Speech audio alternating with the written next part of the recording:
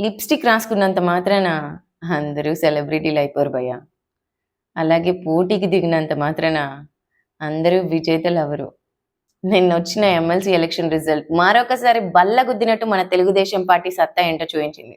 కేవలం పట్టభద్రులు మాత్రమే ఎన్నుకునే అవకాశం ఉన్నటువంటి ఈ ఎమ్మెల్సీ ఎలక్షన్ రిజల్ట్ జగన్మోహన్ రెడ్డికి మరో షాక్‌గా మిగిలింది. డిగ్రీ పట్టా పొందిన ప్రతి ఒక్కరూ ఈ ఓటు హక్కును వినియోగించుకుంటారు. ఎందుకంటే గ్రాడ్యుయేట్స్‌కి మన రాష్ట్రానికి మంచి ఏది, చెడు ఏది అవగాహన ఉంటుంది కాబట్టి. టీడీపీ అధికారంలోకొచ్చాక ఓటమిని జీర్ణించుకోలేక ఈవీఎంల ద్వారా గెలిచారని చెప్పేసి వైసీపీ ఇష్టానుసారంగా అనింది. మరి ఈ బ్యాలెట్ ఓట్స్ కూడా మోసమేనంటారా? ఈవీఎం అయినా, బ్యాలెట్ అయినా గెలుపు మందే. ఈ రాష్ట్రంలో జగన్మోహన్ రెడ్డిని నమ్మే పరిస్థితి ఇకపై లేదు అండ్ రాదు.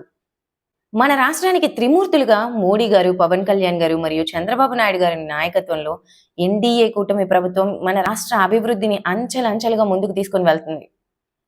ముఖ్యంగా గ్రాడ్యుయేట్స్ పట్ల, నిరుద్యోగుల పట్ల లోకేష్ బాబు గారికి చిత్తశుద్ధి ఉంది కాబట్టే ఈరోజు 80,000 మెజారిటీతో ఇద్దరిని గెలిపించారు. ఒకరు కాదు, ఇద్దరు పోటీ చేస్తే ఇద్దరు కూడా దాదాపు 80,000 మెజారిటీతో గెలిచారంటే ఈ ప్రభుత్వం పట్ల గ్రాడ్యుయేట్స్‌కి ఎలాంటి అభిప్రాయం ఉందో చక్కగా అర్థమవుతుంది.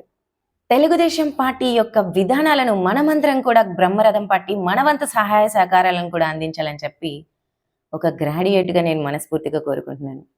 మీ అభిప్రాయాన్ని కూడా కామెంట్ ద్వారా తెలియజేయండి. Thank you for watching.